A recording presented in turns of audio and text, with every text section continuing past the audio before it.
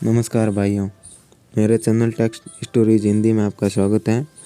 आज मैं आपको सुनाने जा रहा हूँ एक बुद्धिमान मंत्री की कहानी। एक बार की बात है, एक रियासत के मंत्री ने राजा को अपनी बेटी के विवाह समारोह में निमंत्रित किया। जब राजा अपने परिवार के साथ विवाह समारोह में पहुंचा तो मंत्री उन्हें सम्मानपूर्वक विशिष्ट आसन पर बैठाने के लिए ले गए। तो मंत्री यह देखकर बहुत लज्जित हुआ कि एक सफाई कर्मी वहाँ पर बैठा हुआ था। उसने सफाई कर्मी को सभी के सामने से उठाकर फेंका और उसे बहुत डांटा।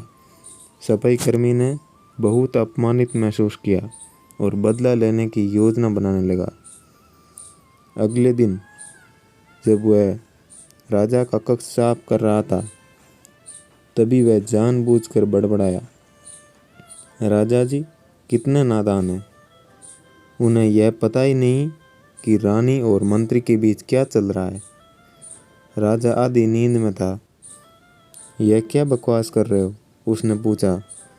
महाराज, मैं पूरी रात सो नहीं पाया तो मैं नींद में बड़बड़ा रहा था, सफाई कर्मी ने जवाब में बोला। हालांकि उसकी बात सुनकर राजा के मन में संदेह के बीज पड़ गए थे, जो अधिकांश लोगों के बीच ऐसी बात करने पर पड़ ही जाते हैं। राजा अब मंत्री से चिढ़ने लगा और समय समय पर अपमानित करने लगा। एक दिन उसने द्वारपालों से यह तक कह दिया कि वे मंत्री को महल में घुसने ही न दे। मंत्री राजा के व्यवहार से बहुत चकित था, लेकिन कुछ विचार करने के बाद उसे समझ में आ गया कि सफाई कर्मी ही उसके लिए जिम्मेदार हो सकता है।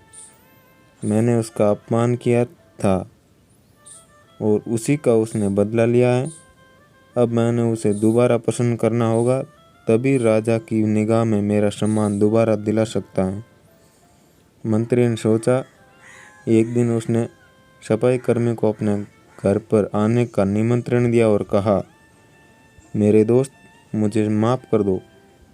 मैंने तुम्हारा अपमान किया था। मुझे गलती का एहसास हो गया है। इन कपड़ों का उपहार के रूप में प्रयोग करो। चलो मेरे साथ भोजन करो। सफाई कर्मी प्रसन्न हो गया। वह सोचने लगा, मंत्री तो अच्छा आदमी है। मैंने ही उसको उस दिन उसका गलती कर दी थी। अब सफाई कर्मी प्रसन्न था और प्रयास करने लगा कि मंत्री के बारे में राजा की धारणा बदल जाए। एक दिन जब वह राजा का कक्ष में गया तो राजा सो रहा था। वह बड़बड़ाने लगा, अरे राजा का तो दासी के साथ प्रेम संबंध है। बड़ी लज्जा की बात है। राजा ने उसका बड़बड़ाना सुना तो उठकर बैठ गया। राजा ने सफाई कर्मी को बहुत डांटा।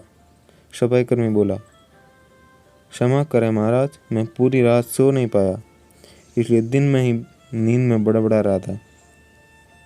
राजा को अपनी गलती का समझ में आ गई। इस तरह की अफवाह के चक्कर में आकर उसने अपने बहुत अच्छे सलाहकार की अनदेखी शुरू कर दी थी। राजा ने मंत्री को बुलाया और दोनों फिर से मित्र बन गए। तो ये थी हमारी आज की कहानी। अच्छी लगे तो लाइक ज़रूर करना और सब्सक्राइब करना ना भूलें। धन्यवाद।